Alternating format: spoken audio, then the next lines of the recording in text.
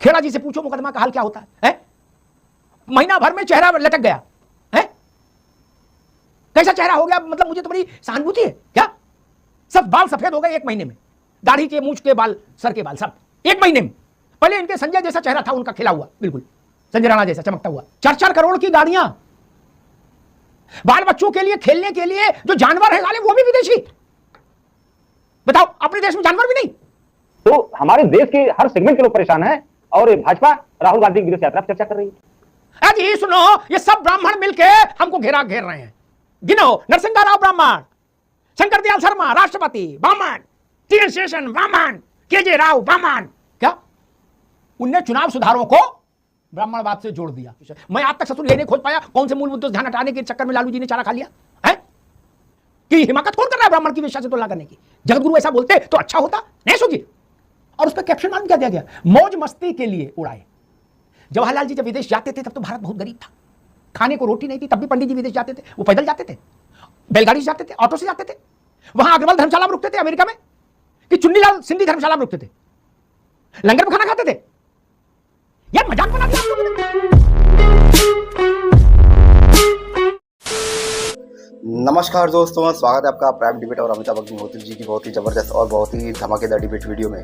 दोस्तों, भावनावश में होकर भी कुछ ज़्यादा बोल जाओ और मेरे बातों से आप इरिटेट होने लगे तो दोस्तों इरिटेट मत होइएगा, सीधा मेन वीडियो पे चले जाइएगा। आप इरिटेट नहीं होंगे और मेरी भावना भी बची रह जाएगी। तो दोस्तों, बात करते हैं डिबेट के टॉपिक की। आपको पता ही होगा दोस्तों, 2014 के बाद से, जब से प्रधानमंत्री मोदी जी 2014 से प्रधानमंत्री बने, तब से लेकर अब तक 2026 तक प्रधानमंत्री जी विदेश दौरा करते हैं। तो दोस्तों, यही कांग्रेस पार्टी, यही विपक्षी दल हमेशा ये मुद्दा उठाती है कि प्रधानमंत्री मोदी विदेश जाकर भारत के करदाताओं का करोड़ों अरबों रुपया बर्बाद करते हैं और कुछ करते नहीं है, अय्याशी करने जाते हैं प्रधानमंत्री मोदी जी। अमिताभ अग्निहोत्री जी इनको गजब लपेटते हैं डिबेट में। इस टॉपिक पर आप देखोगे वो हिस्सा लास्ट में आएगा। लेकिन दोस्तों, जब मियाँ का जूता मियाँ के सर पड़ता है तो दोस्तों उसका क्या हाल होता है देखिए। बीजेपी के राष्ट्रीय अध्यक्ष संबित पात्रा ने एक प्रेस कॉन्फ्रेंस करके जब राहुल गांधी जी से 22 साल के का हिसाब मांगा। ये दोस्तों 22 साल से विदेश दौरा कर रहे राहुल गांधी जी और 1 रुपये का हिसाब नहीं, इन्होंने कितना खर्चा कर दिया। लेकिन संबित पात्रा जी हिसाब दे रहे हैं लगभग 60 करोड़ का। लेकिन दोस्तों, राहुल गांधी जी की इनकम इतनी नहीं है कि वो 60 करोड़ रुपया सिर्फ विदेश दौरे पे खर्चा कर सके। तो दोस्तों, इन्हीं सब बातों के लेकर बीजेपी ने इनको घेर रही है कि भाई ब्यौरा दो, कहाँ से आपके पास पैसा आया और कैसे आप खर्चा कर रहे हैं, कौन आपको स्पॉन्सर कर रहा है। तो दोस्तों, इन्हीं सब मुद्दे को लेकर डिबेट हो रही है। अशोक यादव और सभी पार्टियों के प्रवक्ता बैठे हैं। लेकिन दोस्तों, अमिताभ अग्निहोत्री जी सिर्फ टारगेट कर रहे हैं राहुल गांधी जी और उनकी जो समर्थन करने वाले हैं उन सभी को। दोस्तों, जबरदस्त डिबेट है। मैंने इस तरीके से एडिट किया कि आपको देखकर आनंद आ जाएगा। आखिरी तक देखिए, ये मेरी आपसे दरख्वास्त रहेगी। तो इंटरेस्टिंग डिबेट वीडियो दोस्तों पूरा देखिए। चलिए शुरू करते हैं इस डिबेट वीडियो को। Let's start. ये टीवी वाले भाई, कैमरा ईश्वर कर दो तुम। भारत की राजनीति मालूम क्या है क्या? सबको सब पता है क्या? एक एक दिन का 5-5, 10-10 लाख खर्चा है क्या? उनके घर के कुत्ते भी हिंदुस्तानी नहीं है क्या? आज आप बाकी छोड़ो नेता के, गुसल खाने की चप्पल भी विदेशी है। हम तो सबके घर देखे घूमे फिरे क्या? सब चल रहा है, हो रहा है, ठीक है। ये कप कहां से आया? बोले हालैंड से। बोले चश्मा कहां से? बोले पोलैंड से। बोले मोबाइल कहां से? बोले हांगकांग से। क्या घड़ी कहां से? बोले वॉशिंगटन से।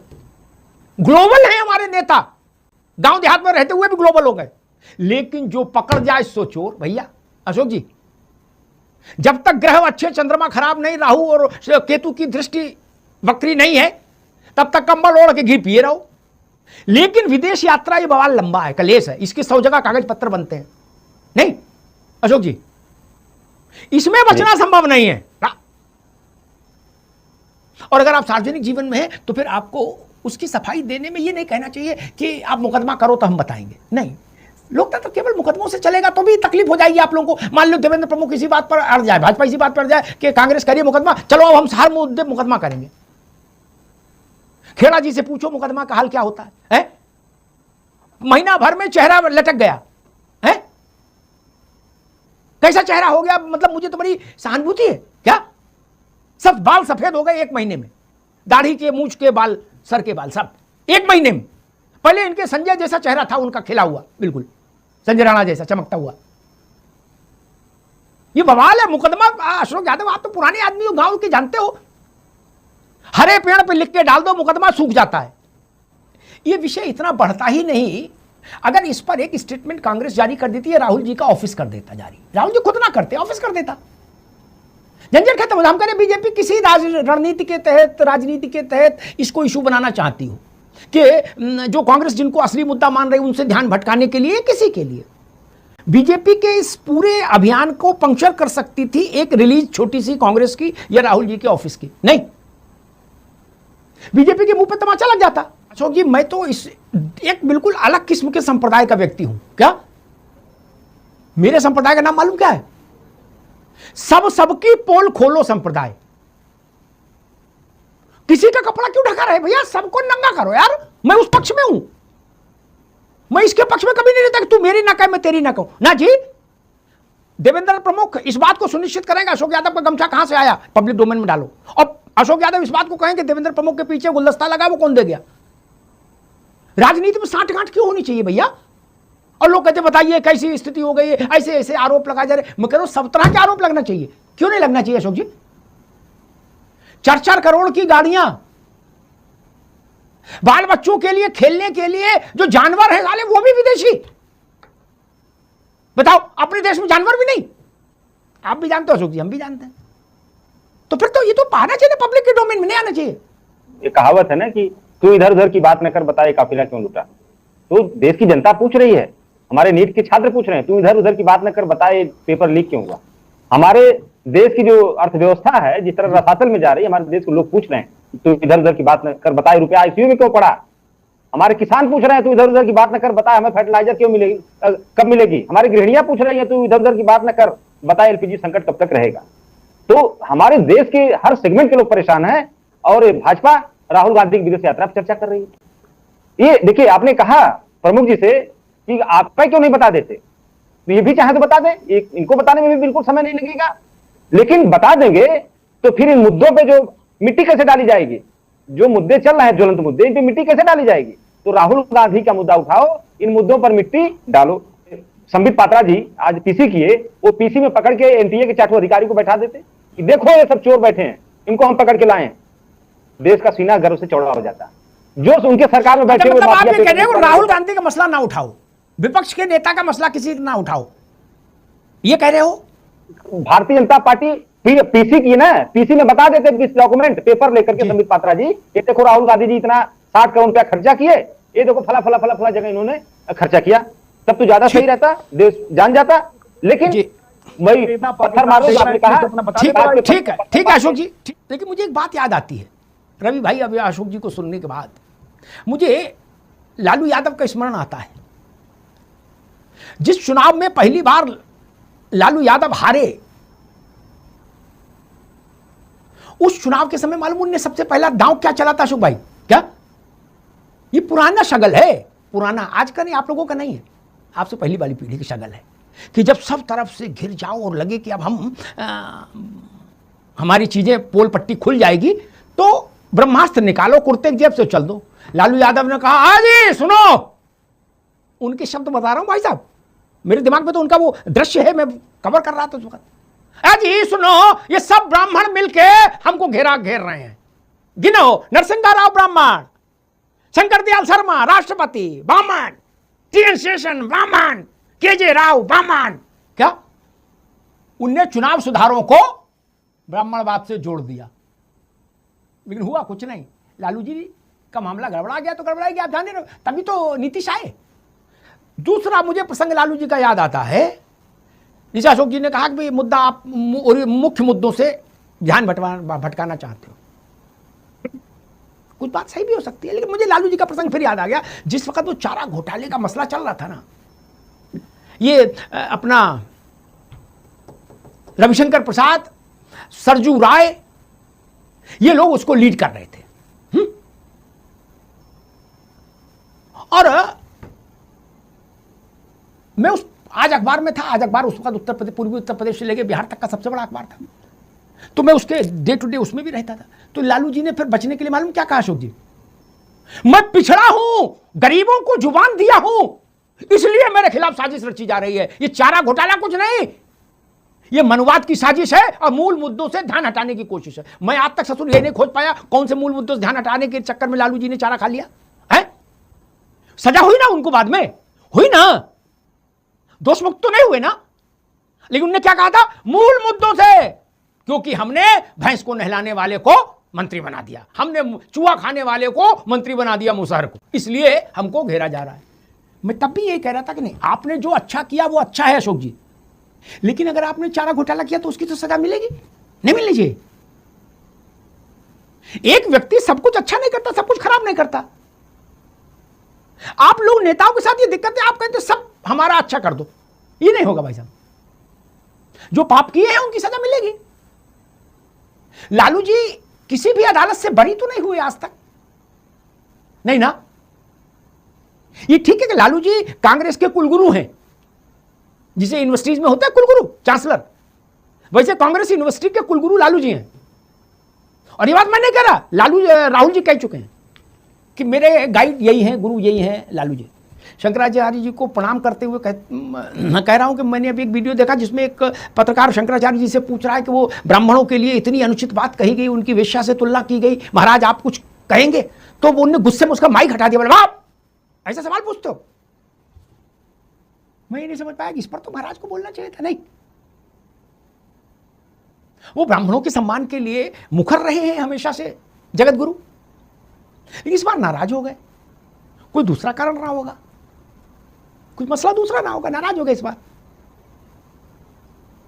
हम लोग तो उनके पीछे खड़े होने वाले लोग, हम तो चाहते थे वो कुछ बोलेंगे, बड़ी बात कहेंगे, ललकारेंगे कि हिमाकत कौन कर रहा है ब्राह्मण की वेश्या से तुलना करने की। जगत गुरु ऐसा बोलते तो अच्छा होता, नहीं सोचिए। लेकिन जगत गुरु तो आपने इतना जवाब तब भी दे दिया, जगत गुरु ने तो माइक ही हटा दिया। कुछ तो मामला गड़बड़ है। मैं कांग्रेस का एक आज ही जारी एक डिटेल वो देख रहा हूं पोस्ट, उसमें नरेंद्र मोदी की प्रधानमंत्री बनने के बाद से अब तक की विदेश यात्राओं का बजट बताया गया 800 करोड़ या कितना, और उस पर कैप्शन मालूम क्या दिया गया? मौज मस्ती के लिए उड़ाए। जवाहरलाल जी जब विदेश जाते थे तब तो भारत बहुत गरीब था, खाने को रोटी नहीं थी, तब भी पंडित जी विदेश जाते थे। वो पैदल जाते थे, बैलगाड़ी से जाते थे, ऑटो से जाते थे। वहां अग्रवाल धर्मशाला में रुकते थे अमेरिका में, कि चुन्नीलाल सिंधी धर्मशाला में रुकते थे, लंगर में खाना खाते थे। यार मजाक बना दिया आप लोगों ने। आपकी नरेंद्र मोदी से चिढ़ हो सकती है, समझ में आता है, प्रतिद्वंदिता है आपकी, लेकिन आप भारत के प्रधानमंत्री को लांछित करेंगे कि भारत का प्रधानमंत्री मौज मस्ती करने जा रहा है। यह भाषा है। बार बार कहा जाता है कि क्या आया ये बताओ, क्या आया ये बताओ, वो सरकार बताए। लेकिन मैं एक बात कहता हूं, भारत के प्रधानमंत्री की, चाहे वो नेहरू जी रहे हो चाहे नरेंद्र मोदी, बीच में भी सब आ गए। वो कियारे के तहत प्राइवेट कंपनी में काम करने वाले क्लर्क नहीं है कि डील फाइनल हुई कि नहीं हुई, नहीं तो गए क्यों थे, तुम्हारी तनख्वाह से पैसा कटेगा। नहीं भाई, वो भारत का प्रधानमंत्री है। आप चिंटू मिंटू समझ रहे हो क्या? नरसिंह राव जी विदेश गए, मनमोहन सिंह जी विदेश गए, तो हम लोगों के सामने का विषय है। इंदिरा जी विदेश जाती थी, इंदिरा जी जहां जिस देश में जाती थी उस देश को भारत में मिला लेती थी क्या? नहीं ना, क्या कर लेती थी? फिर भी जाती थी ना। इस पर भी आपको चिढ़ है कि प्रधानमंत्री विदेश क्यों जाते हैं? अरे प्रधानमंत्री नहीं देश की यात्रा कर, दूसरे देश की यात्रा करेंगे तो क्या कौन करेगा? गुड्डू पान वाले को भेजे कि किसको भेजें? या भारत की तरफ से युव जनसभा का कोई कार्यकर्ता जाएगा कि सेवा दल का आदमी जाएगा? भारत की ओर से भारत का प्रधानमंत्री ही जाएगा ना। दूसरे देशों के राष्ट्राध्यक्ष आते हैं, दूसरे देशों के राज्य प्रमुख आते हैं, क्या उनके देशों में ऐसी बदतमीजी की जाती है कि ये क्यों गए थे, मटर गश्ती करने गए थे, मौज मार रहे हैं, अय्याशी कर रहे हैं? ये कैसी शब्दावली है यार? मुझे तो एक बात का डर है, ऐसी शब्दावली अगर आप इस्तेमाल कर रहे हो, इसका मतलब आपने ये अपने मन में मान लिया कि हमें तो प्रधानमंत्री बनना नहीं कभी। अन्यथा यही भाषा आपके साथ भी इस्तेमाल होगी। आप प्रधानमंत्री के लिए कह रहे हैं, मौज मस्ती करने के लिए रुपया फूंक रहे हैं। मुजरा हो रहा क्या? आप भारत की नाक कटा देते हो यार ऐसी बात बोलकर। राहुल गांधी की विदेश यात्रा, अखिलेश जी की विदेश यात्रा, स्टालिन की विदेश यात्रा, अब ममता बनर्जी की अब इस विदेश यात्रा जब सीएम पद से हट गई, उनमें यह प्रश्न उठ सकता है कि आप किस लिए गए? वो राष्ट्र को रिप्रेजेंट करने तो करके तो जा नहीं रहे, वो निजी यात्राओं पर है। लेकिन भारत का प्रधानमंत्री जब जाता है तो व्यक्ति नहीं जाता रवि जी, वो भारत का चेहरा जाता है। इस बात को हमेशा के लिए गांठ बांध लीजिए। आपको चेहरा अच्छा लग रहा है, अच्छी बात, खराब लग रहा है और डबल अच्छी बात। दुनिया में अगर भारत को कोई एक चेहरा रिप्रेजेंट कर रहा है तो वो नरेंद्र मोदी का ही रहेगा, जब तक वो आसन पर हैं प्रधानमंत्री के। नहीं रहेंगे तो नहीं होगा। इसमें इतना नाराज होने की कौन सी बात है? ऐसी भाषा का इस्तेमाल करने की क्या जरूरत है कि अय्याशी करने जा रहे हैं, मौज मस्ती करने जा रहे हैं? ये कोई जमींदारी का टाइम है क्या कि मुजरा हो रहा है और जमींदार साहब बैठे हैं गुलाब का फूल लिए? नहीं ना। राष्ट्र के प्रति हमारे अंदर कुछ तो सम्मान होना चाहिए। राजनीतिक लड़ाइयां चलेंगी मित्र, ये कभी खत्म नहीं होंगी, लेकिन संवैधानिक पदों पर बैठे लोगों के लिए हमारी भाषा थोड़ी मर्यादित होनी चाहिए। तंज ठीक है, कटाक्ष ठीक है, व्यंग ठीक है, लेकिन अय्याशी के लिए रुपया खर्च करने विदेश गए और मौज मस्ती के लिए, ये ठीक नहीं। आप कैसी छवि भारत की बनाना चाहते हैं? ये कोई मुगलिया दरबार है क्या कि जिले लाही मां बदौलत बैठे हैं तख्त ताउस पर? ये लोकतंत्र है, यहां जनता चुनती है राजा। रानी के गर्भ से राजा पैदा नहीं होता।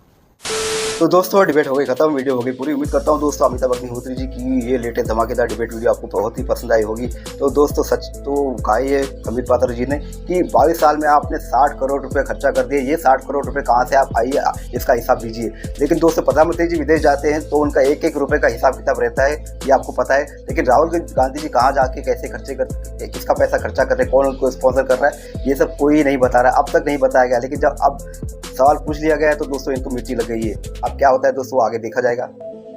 उम्मीद करता हूँ अमिताभ अग्निहोत्री जी की ये लेटेस्ट धमाकेदार डिबेट वीडियो आपको पसंद आई होगी। ऐसे ही लेटेस्ट धमाकेदार डिबेट वीडियो आपको पसंद है, खासकर अमिताभ अग्निहोत्री जी की, तो प्राइम डिबेट के इस यूट्यूब चैनल को आप सब्सक्राइब करते जरूर जाओगे। मिलता हूँ मैं आपसे अगली वीडियो में, तब तक के लिए जय हिंद, वंदे मातरम।